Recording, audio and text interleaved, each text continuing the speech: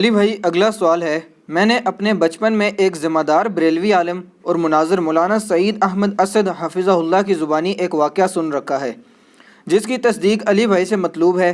کیا یہ واقعہ درست ہے کہ سیدنا موسیٰ علیہ السلام جب مصر سے شام کے لیے نکلے تو اپنے ساتھ حضرت یوسف علیہ السلام کا جسم مبارک بھی قبر اقدس سے نکال کر ہجرت کو روانہ ہوئے تھے؟ پلیز وضاحت فرما دیں۔ دیکھیں جی، جو سعید احمد اسد صاحب ہیں نا جی، حافظہ اللہ تعالیٰ، ان سے میری ملاقات بھی آپ کو پتہ ہے فیصل آباد میں ہوئی تھی۔ یہ بریلوی مکتب فکر کے چند ایجوکیٹڈ علماء میں سے ہیں۔ مجھے صحیح طرح یاد ہے کہ 1996 میں، یعنی آج سے 24 سال پہلے، جب میں انجینئرنگ یونیورسٹی میں سیکنڈ ایئر میں پڑھتا تھا تو ویکینڈز پہ میں گھر آیا کرتا تھا، تو ان کی ایک میلاد کے موقع کے اوپر تقریر تھی۔ اس تقریر میں میں نے پہلی دفعہ شیخ ناصر الدین البانی رحمہ اللہ تعالیٰ کا نام ان کے منہ سے سنا تھا۔ میں خود بھی اس وقت کٹر بریلوی تھا، تو مجھے یاد ہے کہ سعید اسد صاحب اس وقت کہتے تھے، اس وقت داڑھی بھی ان کی کالی تھی، کہ اس وقت البانی صاحب بھی زندہ تھے۔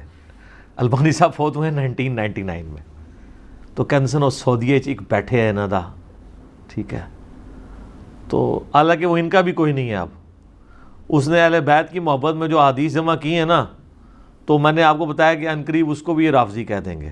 وہ ان کا نہیں تھا، وہ اللہ اور اس کے رسول کا ماننے والا تھا، بڑا محب اہل بیت بندہ تھا رحمہ اللہ تعالی۔ تو البانی صاحب کا تعارف میں نے پہلی دفعہ ان سے سنا۔ میں نے بھی سعید احمد اسد صاحب سے یہ والی حدیث خود سنی تھی۔ خیر اس وقت تو مجھے اتنا آئیڈیا نہیں تھا حدیث کی کتابوں کا۔ بہرحال یہ جو حدیث انہوں نے بیان کی ہے نا، اس واقعے کا ذکر کیا، یہ بالکل صحیح سند سے ثابت ہے، اور یہ بڑا انٹرسٹنگ واقعہ ہے۔ یہ واقعہ آپ کو المستدرک للحاکم میں بھی مل جائے گا صحیح سند کے ساتھ۔ امام حاکم نے اس حدیث کو امام بخاری کی شرط پہ صحیح کہا ہے، امام ذہبی نے بھی ان کی موافقت کی ہے۔ یہ حدیث جو ہے وہ مسند ابی یعلا میں بھی موجود ہے صحیح سند سے، صحیح ابن حبان کے اندر بھی موجود ہے۔ یہ حدیث تفسیر ابن کثیر میں بھی موجود ہے۔ تفسیر ابن کثیر میں جو سورہ الشعراء کی آیت نمبر 52 ہے نا، حضرت موسیٰ علیہ السلام کے بارے میں آتا ہے نا کہ اللہ تعالیٰ فرماتا ہے کہ ہم نے ان کی طرف وحی کی تھی، وَأَوْحَيْنَا إِلَىٰ مُوسَىٰ أَنْ أَسْرِ بِعِبَادِي إِنَّكُمْ مُتَّبَعُونَ۔ ہم نے موسیٰ کو وحی کی کہ تم راتوں رات میرے بندوں کو، وہ 6 لاکھ کے لشکر کو بنی اسرائیل کے یہاں سے لے کر نکل جاؤ، بے شک تمہارا پیچھا کیا جائے گا، یہ لوگ تمہارے پیچھے آئیں گے۔ وہ پیچھے آئے تو سمندر میں اللہ نے راستہ بنا دیا، بنی اسرائیل تو نکل گئے، اور اسی راستے میں جب فرعونی نکلنے لگے تو اللہ نے دونوں پارٹ ملا دیے، قرآن میں آتا ہے، تو تباہ و برباد کر دیے گئے۔ تو اس آیت کے کانٹیکسٹ میں یہ سورہ الشعراء پارہ نمبر 19 آیت نمبر 52 کے کانٹیکسٹ میں امام ابن کثیر اس حدیث کو لے کے آئے ہیں جو حاکم کے اندر موجود ہے، کہ نبی صلی اللہ علیہ وآلہ وسلم کسی گاؤں ایریا میں تشریف لے گئے، تو وہاں پہ ایک دیہاتی شخص تھا، اس نے آپ صلی اللہ علیہ وآلہ وسلم کی مہمان نوازی کی۔ آپ بڑے خوش ہوئے، آپ نے اٹھتے ہوئے فرمایا کہ کبھی موقع ملے تو تم ہمارے پاس بھی آنا، دعوت دے دی۔ اس کے لیے تو آنر کی بات تھی۔ کچھ عرصے بعد وہ نبی علیہ السلام کو ملنے کے لیے آیا، آپ صلی اللہ علیہ وآلہ وسلم نے اس کی خوب مہمان نوازی کی، ایک تو بدلہ اتر گیا۔ پھر آپ نے اینڈ پہ فرمایا مانگ کیا مانگتا ہے؟ اس نے کہا یا رسول اللہ ایک اونٹ چاہیے جس پہ میں اور میرے گھر والے سواری کر لیں، ہاں اس پہ کجاوا بھی ہونا چاہیے، یعنی اچھی سیٹیں لگی ہوئی ہوں، اور 2-4 بکریاں مل جائیں جن کا دودھ دو کہ میں اپنا اور اپنا فیملی کا سلسلہ چلا لوں۔ یار اس زمانے میں بس سبسسٹنس لیول پہ یہی لائف گزارنے کا ذریعہ ہوتا تھا۔ یہ آج کل تو ہم جو لائف گزار رہے ہیں نا، یہ اس وقت کا امیر آدمی بھی نہیں تھا گزار سکتا۔ گندم کے دانے، سال کے دانے پورے ہو جائیں، دودھ کے لیے بھیڑ بکری رکھی ہیں، اللہ اللہ خیر صلی اللہ، اور کوئی کام ہی نہیں ہے۔ یہ جو آسائشیں ہیں ان کی وجہ سے ہمارے لیے مصیبت کھڑی ہوگی۔ ایک اونٹ اور چند بکریاں مانگی، اور کس سے مانگ رہا ہے؟ اللہ کے نبی سے، جن سے آپ کچھ بھی مانگ سکتے ہیں وہ اللہ سے لے کے دے سکتے ہیں۔ تو نبی اسلام فرمایا اوے تجھ سے تو وہ بنی اسرائیل کی بڑھی اچھی رہ گئی، اوے جس نے موسیٰ علیہ السلام سے تو اس سے بہت بڑی چیز مانگ لی تھی۔ اچھا، تو صحابہ نے کہا یا رسول اللہ وہ بڑھیا کا کیا قصہ ہے؟ تو آپ فرمایا کہ ہوا یوں کہ جب بنی اسرائیل مصر سے نکلے شام جانے کے لیے موسیٰ علیہ السلام کے ساتھ، تو وہ راستہ بھول گئے۔ تو حضرت موسیٰ علیہ السلام نے جو بنی اسرائیل کے علماء تھے نا، ان کو بلایا، ان سے مشورہ کیا جائے کہ یہ مسئلہ کیا ہے۔ تو انہوں نے پھر بتایا کہ حضرت بات یہ ہے کہ حضرت یوسف علیہ السلام، حضرت یوسف علیہ السلام کی نسل سے تھے نا، آگے بنی اسرائیل میں سے تھے نا حضرت موسیٰ علیہ السلام۔ ان دونوں کے درمیان آلموسٹ 1400 سال کا فاصلہ ہے، حضرت یوسف اور حضرت موسیٰ علیہ السلام کے درمیان۔ تو حضرت موسیٰ علیہ السلام کو انہوں نے کہا کہ جب حضرت یوسف علیہ السلام کی موت کا وقت قریب آیا تھا نا، تو انہوں نے بنی اسرائیل سے ایک عہد لیا تھا کہ جب کبھی بھی تم واپس ملک شام گئے نا، کیونکہ اصل ان کا وطن تو شام تھا، وہ تو حضرت یوسف علیہ السلام سورہ یوسف میں آتا ہے نا کہ بکھ کے وہاں تک پہنچے، پھر اللہ نے وہاں ان کو مرتبہ دیا تو بنی اسرائیل وہاں پہ شفٹ ہو گئے۔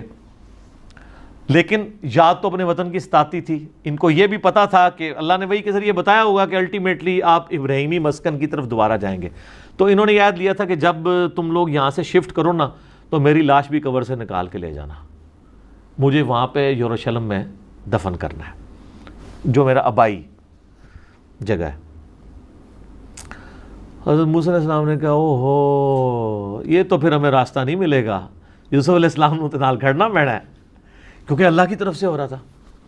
ان کا اچھا ٹھیک ہے جی بتاؤ قبر کی طرف، ان کا جی قبر بھی نہیں پتا ہمیں، کیونکہ اس زمانے میں مزار نہیں ہوتے تھے، پوائنٹ ٹو بی نوٹڈ، مزار تو نہیں۔ اور یوسف علیہ السلام تو بہت بڑی شخصیت تھے، ان کا بہت بڑا مزار ہونا چاہیے تھا، وہاں وزیر خوراک رہے تھے وہ۔ انہوں نے کہا جی ایک بڑھیا ہے جس کو قبر کا ایڈریس پتہ ہے، لیکن وہ کہتی ہے کہ موسیٰ کو میرے پاس خود بھیجو، میں اس کے ساتھ نیگوشیشن کروں گی تو جگہ بتاؤں گی قبر کی۔ حضرت موسیٰ علیہ السلام نے کہا ٹھیک ہے بات کر لیتے ہیں۔ تو کہا اماں بتا، انہوں نے کہا اس طرح نہیں ہے، مجھے اس کا معاوضہ ادا کرنا ہوگا۔ حضرت موسیٰ علیہ السلام نے کہا اس کا معاوضہ کیا؟ وہ تو ایکسپیکٹ کر رہے تھے کوئی پیسے، کوئی مال، کوئی بکریاں، کوئی اونٹ، جس طرح اس صحابی نے بھی مانگ لیا۔ انہوں نے کہا جی معاوضہ یہ ہے کہ میں جنت میں تمہارے ساتھ رہوں گی۔ اللہ اکبر! حضرت موسیٰ علیہ السلام کا رنگ فاق ہو گیا، چہرے پہ ناگواری کے اظہار آ گئے کہ یہ کیا مانگ رہی ہے، پھر دوسرا ہی میرے اختیار میں بھی نہیں ہے۔ تو حدیث کے الفاظ ہیں اللہ تعالیٰ نے اسی ٹائم حضرت موسیٰ کو وحی کی کہ آپ کمٹمنٹ کر لیں اس کے ساتھ۔ اوہ ہائے ہائے، دینے والا تو اللہ ہے نا جی۔ تو موسیٰ علیہ السلام نے کہا ٹھیک ہے۔ اس لیے حضور نے اس اعرابی کو کہا او یار تجھے تو بڑھیا اچھی رہ گئی، یعنی تو مجھ سے جنت میں میرا پڑوس مانگ لیتا، تو نے مانگی تو دنیا کی چیز مانگی۔ جس طرح کہ صحیح مسلم میں آتا ہے کہ ایک صحابی تھے ربیہ، نبی علیہ السلام کو وضو کروایا کرتے تھے۔ ایک دن سمندر رحمت جوش میں آیا، فرمایا سل ربیہ، ربیہ کیا مانگتا ہے؟ وہ بھی تیاری کر کے بیٹھے سے، انہوں نے کہا یا رسول اللہ جنت میں آپ کا پڑوس۔ ہو سکتا ہے اس واقعے کے بعد یہ ہوا ہو، انہوں نے یہ بات سنی ہوئی ہو، اہم ممکن ہے، یہ میری اسیسمنٹ ہے۔ تو آپ فرمایا اور بھی کچھ مانگ لیں، ان کا نہیں یا رسول اللہ اس کے بعد تو مجھے کچھ نہیں چاہیے۔ تو آپ نے فرمایا پھر کثرت سجود سے میری مدد کر، یعنی اللہ کی عبادت کر کثرت کے ساتھ، میری شفاعت بھی تیرے کام آئے گی، الٹیمیٹلی تجھے جنت میں میرا پڑوس مل جائے گا انشاءاللہ تعالی۔ بلکہ آپ لوگوں کے لیے خوشخبری، بخاری مسلم میں حدیث ہے کہ ایک صحابی ہے، ان کا یا رسول اللہ قیامت کب آئے گی؟ آپ نے فرمایا کہ کوئی قیامت کے لیے تو نے تیاری بھی کی ہے؟ تو اس نے کہا یا رسول اللہ میں تو بس موٹے موٹے دین پہ چلتا ہوں، فرائض پورے کرتا ہوں، کوئی ایکسٹرا نفلی باتیں میرے پاس نہیں ہیں، ہاں میں اللہ اور اس کے رسول سے محبت کرتا ہوں۔ تو آپ نے فرمایا پھر اللہ اور اس کا رسول تمہارے ساتھ ہوں گے۔ حضرت انس بن مالک کہتے ہیں کہ اسلام لانے کے بعد رسول اللہ کے کسی فرمان سے ہمیں اتنی خوشی نہیں ہوئی جتنا اس فرمان سے ہوئی کہ جو اللہ اور اس کے رسول کے ساتھ محبت کرتا ہے، اللہ اور اس کا رسول قیامت والے دن اس کے ساتھ ہوں گے، یعنی اسے بھی پڑوس مل جائے گا۔ اور پھر حضرت انس بن مالک کے الفاظ ہیں بخاری مسلم میں، اے اللہ میں اللہ سے اس کے رسول سے حضرت ابو بکر عمر سے محبت کرتا ہوں، گو میرے اعمال ابو بکر عمر والے نہیں ہیں، لیکن یا اللہ مجھے بھی اپنا اور اپنے محبوب کا ساتھ قیامت والے دن نصیب فرما، آمین۔ ہم بھی دعا کرتے ہیں کہ گو ہمارے اعمال بھی صحابہ اور اہل بیت والے نہیں ہیں، تب بھی اللہ تعالیٰ محض اپنی رحمت سے، اپنے نبی علیہ السلام کی شفاعت سے ہمیں ان مبارک ہستیوں کا پڑوس قیامت والے دن نصیب فرمائے، آمین ثم آمین۔ اچھا، تو اب وہ بڑھیا نے کہا کہ جی میں آپ کو پتہ بتاتی ہوں۔ اب وہ بڑھیا جناب ان کو ایک تالاب کے اوپر لے آئی۔ حدیث کے الفاظ ہیں وہ تالاب بھی بالکل سبز ہو چکا ہوا تھا، یعنی بہت پرانا تالاب تھا، کوئی اتنا یوز میں بھی نہیں تھا، کوئی سمجھ لیں آج کل جس طرح کیچڑ والا کوئی جوہڑ ہوتا ہے۔ اس نے کہا جی اس پانی اس کا نا تالاب کا باہر نکلوائیں، اس تالاب کو خشک کریں۔ تو تالاب خشک کیا گیا، تو اس کی بیسمنٹ کے اندر اس نے نا ایک جگہ لوکیٹ کی کہ یہاں پہ آپ کھودیں، یہاں پہ ان کی قبر ہے۔ اے دسو کسی لبنی سی اس مانے علم غیب ہی نہیں سی ہوندا، نہیں تو لب جاندہ، ٹھیک ہے۔ بزرگوں کہتے ہیں نا علم غیب ہے، وہ جب تک اللہ نہ بتائے تو پیغمبر کو بھی نہیں پتہ چلتا۔ تو خیر وہ قبر کھودی، اور حدیث کے الفاظ ہیں کہ انہوں نے حضرت یوسف علیہ السلام کا جسد انور نکالا، تو پھر بنی اسرائیل کے لیے جو ہے نا راستہ بالکل واضح ہو گیا، پھر وہ اپنے سفر پہ چل پڑے۔ تو یہ حدیث ہے جس میں حضرت یوسف علیہ السلام کا جسد انور وہاں پہ شفٹ کرنے کی بات ہے۔ لیکن اس حدیث کے اندر ایک اشکال بھی ہے، میں اس کو کلیئر کر دوں۔ اس حدیث میں الفاظ ہیں کہ حضرت موسیٰ علیہ السلام نے کہا وَاسْتَخْرِجُوا عِظَامَ یوسف، یوسف کی ہڈیوں کو یہاں سے نکالو۔ اس کی وجہ سے بعض لوگ یہ کہتے ہیں کہ جی یہ تو حضرت یوسف علیہ السلام کا تو جسم معاذ اللہ سلامت نہیں تھا، وہ تو ہڈیاں شفٹ کی گئی ہیں۔ شیخ البانی رحمہ اللہ تعالیٰ سلسلہ احادیث صحیحہ میں لکھتے ہیں کہ میں بڑا عرصہ پریشان رہا کہ ہمیں تو صحیح احادیث کی روشنی میں یہ بات پتہ ہے، ایون قرآن سے بھی اشارہ ملتا ہے، میں بعد میں بتاتا ہوں آپ کو، کہ انبیاء کے جسموں کو مٹی نہیں کھاتی ہے، تو یہ کیسے ہو سکتا ہے کہ یوسف علیہ السلام کے ہڈیوں کا ڈھانچہ وہاں پہ ہو؟ تو کہتے ہیں میرا مسئلہ حل ہوا جب میں نے سنن نبی داؤد میں وہ حدیث پڑھی نا، حضرت تمیم داری نے کہا یا رسول اللہ صلی اللہ علیہ وآلہ وسلم، آپ یعنی کھڑے ہو کے خطبہ دیتے ہیں تو میں آپ کے لیے ایک ممبر نہ تیار کروا دوں جس پہ آپ بیٹھ کے تھوڑی دیر آرام کر لیا کریں۔ تو اس میں پتہ کیا الفاظ ہیں؟ وہ کہتے ہیں یحمل عظامک، اس ممبر پہ آپ اپنی ہڈیاں رکھ سکیں، ہونا تو چاہیے تھا جسم رکھ سکیں۔ تو البانی کہتے ہیں کہ وہ مجھے پتہ چلا کہ یہ عرب کے لوگ محاورتاً یہ لفظ بولتے ہیں، یعنی وہ جسم ہڈیوں کے ایکویلنٹ جسم اور جسم کے لیے ہڈیاں استعمال کرتے ہیں، ٹھیک ہے۔ جیسے ہمارے جسم میں درد ہو تو ہم کیا کہتے ہیں میری ہڈیاں ٹوٹ رہی ہیں، اس کا یہ مطلب نہیں ہوتا کہ فزیکلی کو ہڈیاں ٹوٹ رہی ہیں، جسم میں درد ہے۔ بریانی کھائی ہے تو سینے میں آگ لگی ہوئی ہے، اس سے مراد وہ فائر نہیں ہوتی، یہ محاورتاً۔ تو کہتے ہیں اس سے آدمی یہ بھی کہہ سکتا تھا یا رسول اللہ جس پہ آپ آرام کر سکیں، اس نے لفظ کیوں استعمال کیے کہ یحمل عظامک، آپ کی ہڈیاں، آپ اپنی ہڈیاں اس پہ رکھ سکیں، تو ہڈیاں اپنی کو رکھ سکتا ہے۔ تو اس اشکال کا جواب ہو گیا۔ اب آ جائیں اس آیت کی طرف جو میں نے کہا قرآن میں، وہ سورہ سبا ہے، آیت نمبر 14۔ اعوذ باللہ من الشیطان الرجیم، بسم اللہ الرحمن الرحیم۔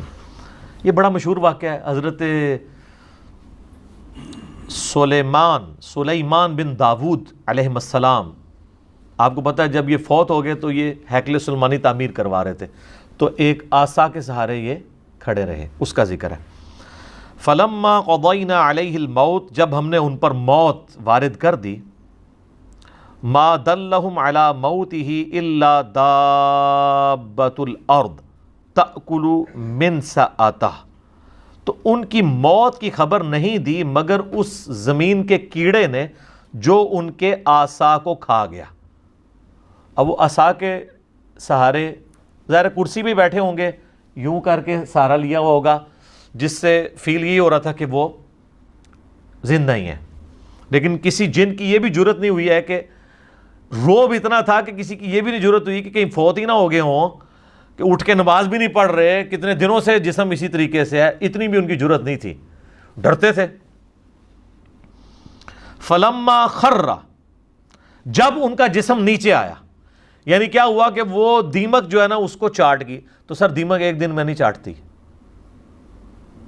یہ مہینوں کی گیم ہے کہ وہ عصا کو دیمک کھاتی رہی جب تک وہ ہیکل سلیمانی تعمیر نہیں ہو گیا, ٹیمپل آف سلیمان. تو قرآن کہہ رہا ہے کہ حضرت سلیمان علیہ السلام اس کے سارے پہ رہے, تو اس کا مطلب ان کا جسم بھی سلامت, فریشنس بھی سلامت, آنکھوں کی چمک بھی سلامت, سب کچھ. ادروائز تو ان کو شک پڑ جاتا. اور اللہ نے اس چیز کا ذکر کیا ہے کہ یہ اللہ نے کیوں کروایا ہے. اللہ کہتا ہے جیسے ہی وہ ان کا جسم نیچے آیا, اب یہاں ہونا چاہیے تھا جسم نیچے آیا تو فرشتوں نے تھام لیا, نہیں سر انج نہیں ہوا, زمین تے ہی آیا, کوئی گستاخی نہیں ہوگی, بے ادبی نہیں ہوگی. تبینت الجن ان لو کانوا یعلمون الغیب, اس سے جنوں کے اوپر یہ حقیقت کھل گئی کہ اگر وہ غیب کا علم جانتے ہوتے, ما لبثوا فی العذاب المہین, تو اتنے بڑے عذاب کو نہ وہ کاٹتے کہ کتنے مہینوں سے وہ حضرت سلیمان کے ڈر کی وجہ سے اتنے بڑے بڑے پتھر اٹھا کے ہیکل سلیمانی تعمیر کر رہے تھے. اگر ان کو پتہ چلتا کہ 8-9 مہینے تو یہی کام ہو رہا ہے. جیسے میں نے آپ کو بتایا نا, آج کل تو آپ سی سی ٹی وی کیمرہ ویسے ہی لگا دینا, چاہے اس کا کنیکشن بھی پیچھے نہ ہو, اور 3-4 آپ گھر کے باہر لگا دیں تو کوئی جناب اس طرف جاتا بھی نہیں ہے, ان کو ڈر لگا رہتا ہے یار یہ تو نظر آ جائیں گے ہم. تو اللہ تعالیٰ فرمایا کہ علم غیب اگر جنوں کو ہوتا نا تو ان کو کیوں نہیں پتہ چل گیا کہ یہ فوت ہو گئے. تو علم غیب والا عقیدہ اللہ تعالیٰ نے بڑا قرآن میں کلیئر کیا ہوا ہے. آپ نے نہیں ماننا تو نہ مانے, ایک علیحدہ بات ہے. جنات سے جتنی بھی خبریں کائنوں تک پہنچتی ہیں نا, وہ قرآن حکیم میں بھی آیا ہے, بخاری مسلم میں اس کی ڈیٹیل موجود ہے. وہ فرشتوں کی ڈسکشن کے ساتھ کچھ باتیں اچک لیتے ہیں تو وہ چلی جاتی ہیں, باقی بخاری مسلم کے الفاظ ہیں, وہ 100 باتیں اس میں اور ملا کے کائنوں کے دماغ میں ڈالتے ہیں اور وہ آگے پھیلا دیتے ہیں. باقی جو پاسٹ ٹینس کا واقعہ اگر کوئی جن بتا دیتا ہے نا تو وہ غیب کی بات نہیں ہے, کیونکہ پاسٹ ٹینس میں جو چیز ہو چکی وہ تو علم میں آ گئی نا. یعنی اگر میں کہوں کہ ذوالفقار علی بھٹو پھانسی چڑھ چکے ہیں, تو میرے زمانے میں تو نہیں چڑھے, میری پیدائش سے وہ پہلے چڑھے میں پھانسی. تو یہ نہیں میں نے دیکھا ہے, لیکن یہ خبر آج کی ڈیٹ میں درست ہے. لیکن مستقبل کی خبر کوئی نہیں دے سکتا, اور یہاں تو ان کے سامنے تھا, ان کو نہیں پتہ چلا جب تک کہ وہ نہیں. تو یہ آیت بھی اس بات کا ثبوت ہے کہ انبیاء کے جسم سلامت رہتے ہیں ان کی وفات کے بعد بھی, ورنہ تو ڈیکمپوز ہو جاتا. 2 دن سے زیادہ تو نکالتے ہی نہیں, اتنی بدبو آنا شروع ہو جاتی ہے. باقی اس کو سپورٹی وہ حدیث ہے جو سنن ابی داؤد میں, سنن نسائی میں اور سنن ابن ماجہ میں ہے, مشکات میں موجود ہے, سیدنا اوس بن اوس رضی اللہ تعالیٰ عنہ سے, کہ نبی علیہ السلام نے فرمایا کہ جمعے کا دن جو ہے وہ تمہارے ایام میں سب سے بہتر ہے. اسی دن آدم علیہ السلام پیدا ہوئے, اسی دن وہ فوت ہوئے, اسی دن سور پھونکا جائے گا. تم جمعے کے دن کثرت کے ساتھ مجھ پہ درود پڑھو, بے شک تمہارا درود مجھ پہ پیش کیا جائے گا. تو صحابہ نے کہا کہ یا رسول اللہ, جب آپ مر جائیں گے اور آپ کی ہڈیاں مٹی میں گھل مل جائیں گی, ذرا الفاظ سنیں. اس زمانے میں اس طرح گستاخی کا فتویٰ نہیں لگاتا تھا, جواب دیے جاتے تھے. تو آپ پہ درود کیسے پیش ہوگا, یہ تو نیچرل پروسیس ایسا ہوگا. تو نبی علیہ السلام نے فرمایا, اب دیکھیں اس کی برکت ہوئی کہ عقیدہ پتہ چل گیا. آپ نے فرمایا کہ ان اللہ قد حرم علی الارض ان تاکل اجساد الانبیاء, بے شک اللہ نے اس بات کو حرام کر دیا ہے مٹی کے لیے کہ وہ نبیوں کے جسموں کو کھائے. نبیوں کے جسم مٹی نہیں کھائے گی, وہ ان کی وفات کے بعد بھی قبروں میں سلامت رہیں گے. اچھا, اس حدیث کو آلموسٹ سارے محدثین نے صحیح کہا ہے. اس حدیث کو امام حاکم نے بھی صحیح کہا, امام ذہبی نے موافقت کی, صحیح ابن حبان میں بھی ہے, امام ابن حبان نے بھی صحیح کہا, امام نووی نے بھی ٹھیک کہا, امام ابن قیم نے بھی ٹھیک کہا. لیکن امام بخاری کی ریزرویشن ہے اس حدیث کے اوپر, عقیدے کے اوپر نہیں, حدیث کے اوپر. وہ کہتے ہیں اس حدیث میں جو ایک راوی ہے نا, اس راوی کا نام ہے عبد الرحمن بن یزید بن جابر. وہ کہتے ہیں یہ بن جابر نہیں ہے, وہ تو ثقہ راوی ہے, یہ بن تمیم ہے جو ضعیف راوی ہے. جبکہ باقی سارے محدثین کہتے ہیں نہیں وہ بن جابر ہی ہے, بن تمیم نہیں ہے. اسی وجہ سے شیخ زبیر لزئی صاحب بھی اس حدیث کو ضعیف کہتے تھے. تو ہم نے پہلے بھی کلیریفائی کیا کہ ان کا یہ حکم لگانے میں غلطی ہے. اس حدیث کو البانی بھی شعیب آرنود بھی، ایون خود شیخ زبیر صاحب کے شاگرد غلام مصطفیٰ ظہیر صاحب نے امام نسائی کی کتاب وفات النبی کا ترجمہ کیا، انہوں نے بھی کہا کہ یہ حدیث ٹھیک ہے. لیکن شیخ زبیر صاحب اس عقیدے کو صحیح مانتے تھے، کیونکہ یہ حدیث فضل الصلاۃ علی النبی جو قاضی اسماعیل مالکی کی کتاب ہے المتوفہ 287 ہجری، پہلے 300 سال میں درود شریف کے فضائل پہ لکھی گئی ہے، اس میں بھی یہ حدیث موجود ہے. تو اس کی تحقیق کرتے ہوئے شیخ زبیر صاحب نے لکھا ہے کہ حدیث وہی والا لکھا کہ یہ بن تمیم ہے، بن جابر نہیں ہے. البتہ انہوں نے کہا جہاں تک اس عقیدے کا تعلق ہے نا کہ انبیاء کے جسم سلامت ہیں تو وہ بالکل ٹھیک ہے. اور انہوں نے کہا اس کی دلیل ہے المصنف ابن ابی شیبہ میں صحیح سند کے ساتھ حضرت عمر فاروق رضی اللہ تعالیٰ عنہ کا قول ہے جو انہوں نے نقل کیا. انہوں نے تو خالی قول نقل کیا، وہ پوری حدیث مصنف ابن ابی شیبہ میں ایسا ہے کہ جب یہ پرشین امپائر گری نا، تو تستر شہر تھا پرشین امپائر کا، جب وہ فتح ہوا نا تو ابو موسیٰ اشعری رضی اللہ تعالیٰ عنہ نے حضرت عمر کو خط لکھا کہ یہاں پر ہم نے خزانے کو جب ٹیک اوور کیا تو یہاں میں ایک بہت بڑا تابوت ملا ہے جس میں ایک بہت بڑی لاش ہے، اور وہ لاش اتنی بڑی ہے کہ ایک ہاتھ تو صرف اس کا ناک ہے، یعنی یہ ناک کا سائز جو ہے نا وہ 1.5 فٹ کے قریب ہے. تو اب آپ دیکھ لیں کتنی بڑی لاش ہے. اور یہاں کے لوگوں کا یہ عقیدہ ہے جب بارش نہیں ہوتی تو اس لاش کو اوپن ایئر میں لے آتے ہیں تو اللہ تعالیٰ بارش دے دیتا ہے. تو آپ کو لیٹر ملتا تو آپ کہتے ہیں جناب فوراً ایک وڈا کا مزار بنواؤ ہیں. حضرت عمر تک جب پہنچا تو آپ نے کعب احبار کو، یہودی عالم تھے جو بعد میں مسلمان ہو گئے، نبی علیہ السلام کی زندگی میں تھے لیکن اسلام قبول نہیں کیا، اس لیے صحابی نہیں بعد میں. تو انہوں نے وہ پورے ساتھ ڈاکومنٹس بھی بھیجے، تو انہوں نے کہا یہ حضرت دانیال علیہ السلام کا تابوت ہے.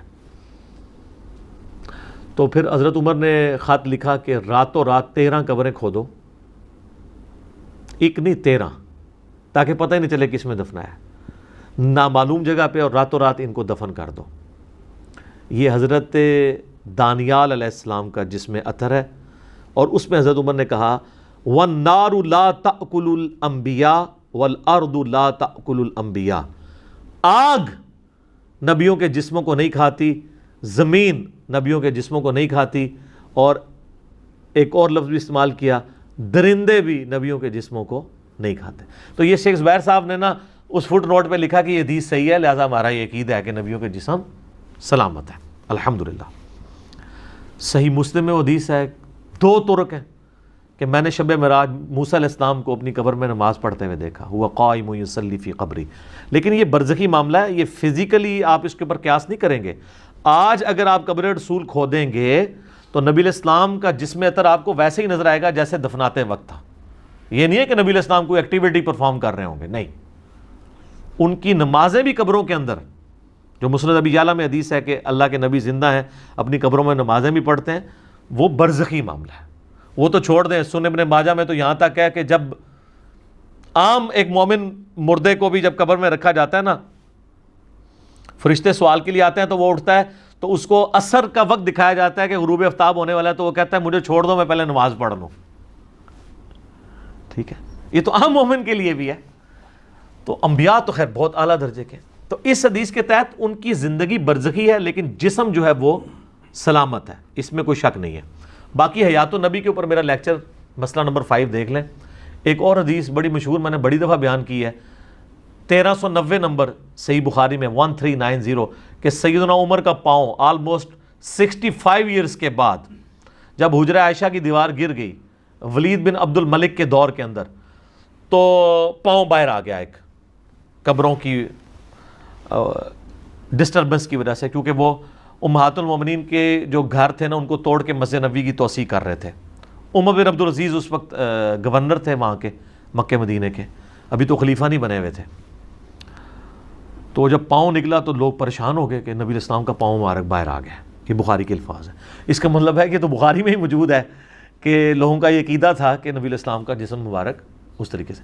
تو حضرت عروہ ابن زبیر کو، جو حضرت عائشہ کے بھانجے تھے، عبداللہ ابن زبیر صحابی کے چھوٹے بھائی اور اشرم بشرا حضرت زبیر کے بیٹے، لیکن تابعی ہیں یہ، ان کو بلایا گیا کیونکہ وہ حضرت عائشہ کے بھانجے تھے، حجرہ عائشہ میں جاتے رہتے تھے، تو ان کو قبروں کی لوکیشن پتہ تھی. انہوں نے جب دیکھا نا تو انہوں نے کہا یہ تو حضرت عمر کا پاؤں ہے، یہ نبی علیہ السلام کا پاؤں نہیں ہے.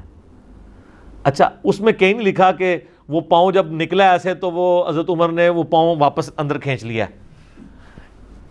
اگر وہ دنیاوی زندگی ہوتی تو جب اتنے لوگ پاؤں پہ شور مچا رہے ہیں، مطلب آپ کا اگر پاؤں ایسا باہر نکلا ہوا ہو کسی جگہ سے اور لوگ اتنا جمگھٹا بنایا ہوا کہ یار یہ پاؤں تو آپ بھی اندر کر لیں گے نا، اگر آپ کسی ایسی جگہ پہ ہیں کہ آپ کا پاؤں ایکسپوز ہو رہا ہے، تو وہ مطلب دنیاوی زندگی تو ہے نہیں، آخرت کی زندگی ہے. تو وہ انہوں نے دوبارہ سے ان کو دفن کر دیا. یہ اس بات کا ثبوت ہے کہ انبیاء کے علاوہ بھی اللہ تعالیٰ جس کے لیے چاہیے یہ کر سکتا ہے، لیکن یہ جنرل رول نہیں ہے. یہ جو جنرل رول ہے نا وہ نعت میں ہی ہے، محمد کے غلاموں کا کفن میلا نہیں ہوتا. اس طرح کرنا کچھ بھی نہیں ہونا بھائی، ٹھیک ہے. کتنے صحابہ کو رومن امپائر کی بیٹل فیلڈز میں آگ کے کڑاہوں میں، تیل کے کڑاہوں میں جلایا گیا ہے.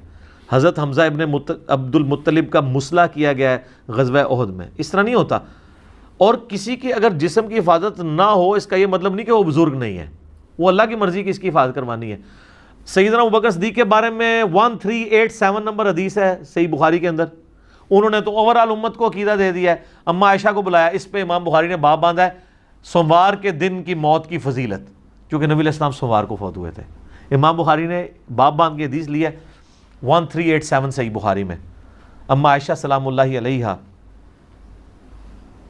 کو بلایا حضرت ابوبکر نے نزا کے عالم میں، کہا کہ بیٹا نبی علیہ السلام کو کتنے کفن میں دفن کیا گیا تھا؟ انہوں نے کہا 3 کپڑوں کے اندر. تو انہوں نے بھی اپنے پرانے کپڑے کہا کہ یہ والے میرے کپڑے دھو کے نا مجھے انہی کپڑوں میں کفن دینا ہے، میرے لیے علیحدہ کفن نہ منگوانا. پھر پوچھا کہ بیٹا یہ بتاؤ کہ نبی علیہ السلام کی ڈیتھ کس دن ہوئی تھی؟ ان کا منڈے کے دن. تو انہوں نے کہا میں بھی اللہ سے امید کرتا ہوں کہ ابھی تو منڈے کا دن باقی ہے، تو رات تک میری بھی ڈیتھ ہو جائے گی. اس پہ امام بخاری نے باب باندھا ہے منڈے کے دن مرنے کی فضیلت. لیکن سر حضرت ابوبکر کو یہ فضیلت نہیں ملی. حدیث کے الفاظ ہیں کہ وہ رات میں جا کے منگل کی رات کو فوت ہوئے. ظاہر ہے منڈے کا جب دن ختم ہوگا تو منگل کی رات فوت ہو جائے گی. منگل کی رات میں فوت ہوئے اور منگل کی فجر سے پہلے ان کو راتوں رات دفنا دیا گیا. اچھا حضرت ابوبکر کا بھی اسیسمنٹ غلط نکلی کہ میں منڈے کے دن فوت ہوں گا اور فضیلت بھی نہیں ملی. تو اس میں میرا کلپ بھی تھا حضرت ابوبکر کا علم غیب، تاکہ پتہ چل جائے کہ امت کا سب تو بڑا ولی جڑا ہے. سر میں نہیں، اعلیٰ حضرت نے خود مانا ہے. ان سے جب پوچھا گیا اولیاء کا سردار کون ہے، انہوں نے شیخ عبد القادر جیلانی نہیں بتایا، انہوں نے کہا ابوبکر صدیق رضی اللہ تعالیٰ عنہ علیہ السلام. شکر الحمدللہ کہ منڈے کو فوت نہیں ہوئے. یہ ایک فضیلت نہ مل کے امت کو جو عقیدہ پہنچ گیا نا، وہ امت کی اصلاح اگر دیکھی جائے نا تو اس کی ورث زیادہ ہے ان کی اس فضیلت سے. اس ایک بندے کو فضیلت، ان کے لیے ویسے ہی فضائل بہت زیادہ ہیں. قبر رسول میں 7 دفن ہے، ٹھیک ہے جی. حضور علیہ السلام کے قریبی ساتھیوں میں سے حاکچار یار میں الحمدللہ. تو یہ شکر ہے ان کو فضیلت نہیں ملی. آج ہم لوگوں کو دکھا تو سکتے ہیں نا جناب یہ دیکھ لو علم غیب بھی، علم غیب تم نے لگایا ہوا ہے تو یہ دیکھ لو. تو اس میں آگے الفاظ ہیں. جب حضرت عائشہ نے کہا نا کفن کا، انہوں نے کہا مجھے نیا کفن نہیں دینا، مجھے پرانے کپڑے ان کو دھو دو، انہی میں دفنانا. انہوں نے کہا نیا کفن تو زندہ بندوں کی ضرورت ہے، یہ جو نیا کفن اگر کسی مردے کو پہناتے ہو نا، اور بلکہ انہوں نے تو اپنے بارے میں یہ بات کی، عاجزی ہے ان کی. ہمارا تو عقیدہ ہے ان کا جسم بھی سلامت ہے انشاءاللہ. وہ کہتے ہیں یہ تو مرنے کے بعد پیپ، خون اور گلی سڑی ہڈیوں کا حصہ بننا ہے اس کفن نے، تو کیوں نیا کفن ضائع کرتے ہو میرے اوپر. یہ انہوں نے عقیدہ دے دیا کہ یہ آپ کی جو نعت کا یہ ایک جذباتی قسم کا شعر ہے جی، میلا نہیں ہوتا. ہاں کفن میلا نہیں ہوگا اگر سائبیریا میں دفنا دیں، میں گارنٹی دیتا ہوں. اتنے کافر بھی کو دب دو نا، وہ چونکہ برف ہے 1000 سال تک بھی نہ مردہ ٹیمپر ہوگا نہ کفن میلا ہوگا. وہ ٹیمپریچر ہے نا، وہ جیسے مردہ خانوں میں آپ لکھواتے ہیں لاشیں، تو سائبیریا دے سارے ہی ٹیمپریچر بلو وہ فریزنگ پوائنٹ ہوتے ہیں، تو کچھ بھی نہیں ہونا.